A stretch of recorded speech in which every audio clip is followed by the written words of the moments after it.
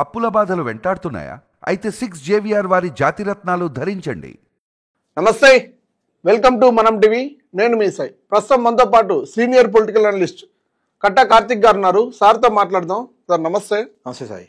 Sir, ఇటీవల నిన్న పేర్ని నాని గారు, మాజీ మంత్రి, ఒక మీడియాతో మాట్లాడుతూ కొన్ని వ్యాఖ్యలు చేయడం జరిగింది. ఇటీవల అరెస్టు చేస్తారంటూ కూడా కొన్ని మాటలు వచ్చాయి. దాంట్లో నన్ను అరెస్ట్ చేసే దమ్ము ఎవరికి ఉంది అంటే, నోటీసులు లేకుండా, అరెస్ట్ వారెంట్ లేకుండా నా ఇంటి గడప తొక్కితే నేనేంటో చూపిస్తాను అంటే, పోలీసులు ఏదన్నా విచారణకు కానీ ఏదన్నా ఇంటి దగ్గరికి వెళ్తే నా ఇంటి దగ్గరికి రాకూడదని చెప్పి హెచ్చరిక జారీ చేశారు నిన్న పేర్ని నాని గారు. ఎలా చూడొచ్చు సార్? ఇప్పుడు ఏమి లేనోడంట ఎగిరెగిరి పడతాడంట. ఇప్పుడు ఆయన గతంలో మంత్రి, ఇప్పుడు కాదు. గతంలో వాళ్ళ పార్టీ అధికారంలో ఉండేది, ఇవాళ వాళ్ళ పార్టీ అధికారంలో లేదు, కనీసం అపోజిషన్లో కూడా లేదు. ఇలాంటి డైలాగులతోనే అధికారాన్ని పోగొట్టుకుంది. ఇలాంటి డైలాగులతోనే ఎమ్మెల్యేగా వాళ్ళ కొడుకు పోటీ చేసి ఓడిపోయాడు. అంటే ఇతని డైలాగులు వాళ్ళ కొడుకు మీద ప్రభావం పడ్డాయి.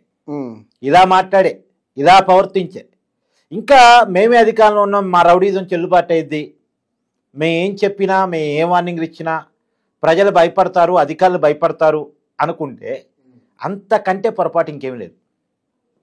ఇప్పుడు నీ పక్కని జొరగాలే వల్లభ్ని వంశీని అడిగితే జైలు జీవితం ఎలా ఉంటుంది అనేది బాగా చెప్తాడు. ఏ రకంగా జైలుకు పోయాడు, ఏ రూపంలో జైలుకు పోయాడు, జైలు నుంచి వచ్చేటప్పుడు ఎలా ఉన్నాడు, బ్యాక్ పెయిన్ అన్నాడు, దగ్గు అన్నాడు, జలుబు అన్నాడు, శ్వాసకోశ ఇబ్బందులు అన్నాడు, ఇంకా ఏదేదో చెప్పి దయచేసి బేదేవండి, దయచేసి బేదేవండి అని ఆ కోర్టు నుంచి ఈ కోర్టుకి, ఈ కోర్టు నుంచి ఆ కోర్టుకి తిరిగి కేసుల మీద కేసులతోటి మొత్తానికి బేలు తెచ్చుకొని బయటకు వచ్చాడు. వల్లభ్ని వంశీని అడిగితే జ్ఞానోదయం అయితే పేర్నానికి. ఓకే, లేదా అరెస్టు భయంతో ఒకసారిగా బైపాస్ చేపించుకున్నాడు కదా కొడానని, అతన్ని అడిగినా తెలిసింది. అనవసరంగా పేర్నాని, ఇప్పుడు పేర్నానికి అర్థం కావాల్సిందంటే ఇది వైసీపీ గవర్నమెంట్ కాదు, అరెస్టు ఎలా చేయాలో ప్రొసీజర్ ప్రకారం చేస్తున్నట్టు కనపడుతోంది. ఎందుకంటే ఇప్పటి వరకు అరెస్ట్ అయిన వాటిలో ఎవిడెన్స్ కళ్ళ ముందు కనపడుతున్నప్పుడు, కేసు కొంత ప్రూవ్డ్గా కనపడుతున్నప్పుడు, ప్రాథమిక ఆధారాలు కనపడుతున్నప్పుడు, ఇప్పటి వరకు ఎక్కడ ఎవరి కేసులో కూడా మేము ప్రాథమిక ఆధారాలు సంపాదించలేకపోయామని కోర్టు ముందు పోలీసులు పరుగు పోగొట్టుకుంది లేదు. గతంలో అలా కాదు, అరెస్ట్ అయినటువంటి చాలా కేసులు ఆధారాలు చూపించలేకపోయారు. ఓకే, ఇప్పుడు అచ్చెన్నాయుడు గారు అరెస్టు విచారణ చేసిన సిట్ అధికారులు ఒప్పుకున్నారు, మేము ఆధారాలు సంపాదించలేకపోయామని. మరి ఎందుకు అరెస్ట్ చేసినట్టు, ఎందుకు కేసు పెట్టినట్టు?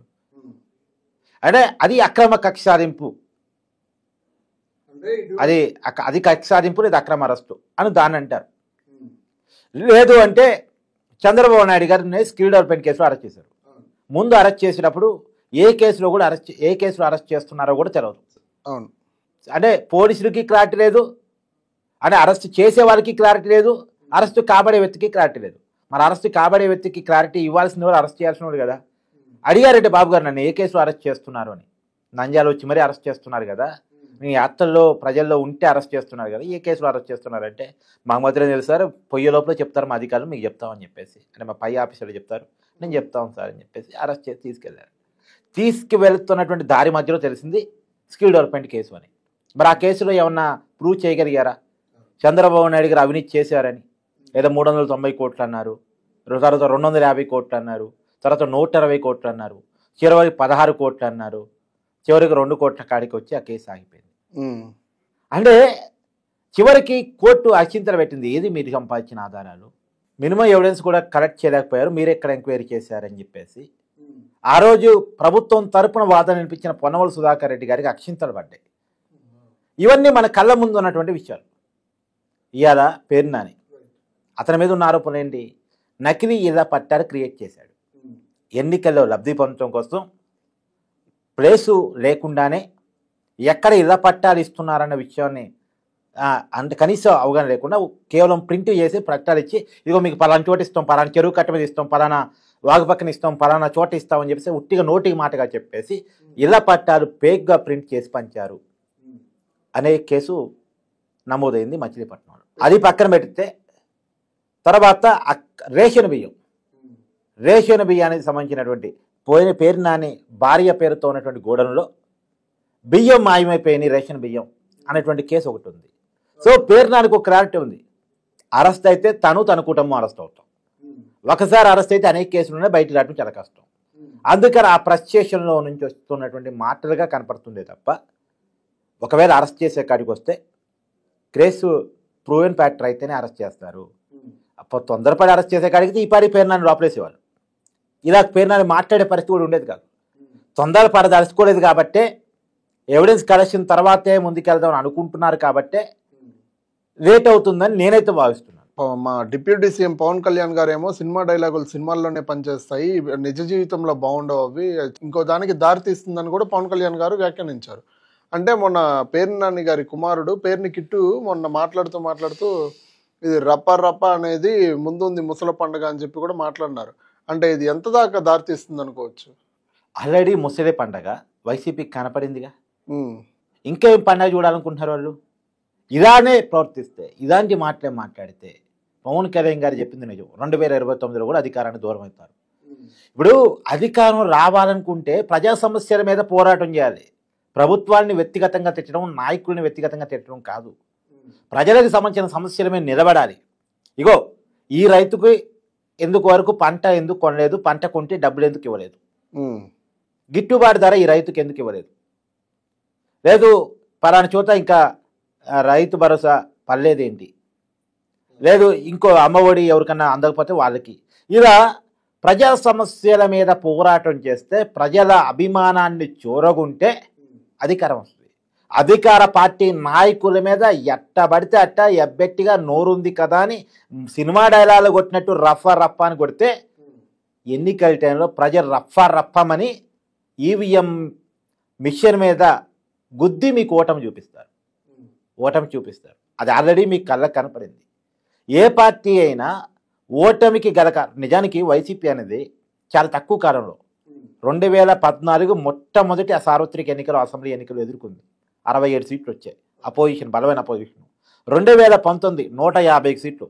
ఆంధ్రప్రదేశ్లో ఇంతవరకు ఏ రాజకీయ పార్టీకి అన్ని సీట్లు రాలే. ఆంధ్ర ప్రాంతంలో 175లో 151 వచ్చింది. ఆ రోజు అందరూ అనుకున్నారు ఒక 20-25 సంవత్సరాలు జగన్మోహన్ రెడ్డి ముఖ్యమంత్రిగా ఉంటాడు, అంత వేవది. కానీ ఏమైంది? పరిపాలనలో ఉన్న లోపాలు, నోటి దూల ఫలితం అన్నీ కలగలిపి మొన్న 11 సీట్ల పడిపోయారు. మళ్ళీ అదే నోటి దూల ప్రదర్శిస్తాం, అదే అరాచకం ప్రదర్శిస్తాం, పోలీసులని బెదిరిస్తాం, ప్రజల్ని భయపెడతామంటే ప్రజలు భయపడ్డట్టే ఉంటారు. వాళ్ళకి టైం వచ్చినప్పుడు వాళ్ళేంటో చూపిస్తారు. అది పోలింగ్ రోజు. కాబట్టి పేర్ని నాని గారు నోరు అదుపులో పెట్టుకుంటే మీరు అదుపులో ఉంటారేమో, లేకపోతే అనవసరంగా మీ కొడుకు పొలిటికల్ కెరీర్ని మీ నోటి దూల ఫలితంగా మీరే దెబ్బతీసిన అవుతారు. ఇక అరెస్ట్ అంటారా? తప్పు చేస్తే మీరు ఎంత బెదిరించినా తప్పదు. మొన్న గతంలో వాళ్ళ మాజీ ఎంపీ ఏదో నన్ను అరెస్ట్ చేస్తే అంతర్యుద్ధం అన్నాడు. మరి అతను అరెస్ట్ అయ్యాడు, బెయిల్ మీద బయటకు వచ్చాడు. మరి అంతర్యుద్ధం ఎక్కడొచ్చింది? అంటే ఇవన్నీ ఉట్టి మాటలు, పనికిరాని మాటలు. వీటి వల్ల పైసా ఉపయోగం ఉండదు. ప్రజలు వీటిని చేత్కరించుకుంటారు, అసహించుకుంటారు. కాబట్టి రాజకీయాల్లో ఉన్న వాళ్ళు నోరుంది కదా అని ఎట్ట పడితే అట్ట మాట్లాడితే, ఏది పడితే అది మాట్లాడితే, ఎవరిని పడితే వాళ్ళు మాట్లాడితే ప్రజలు తిప్పి కొడతారు. రైట్. Thank you sir.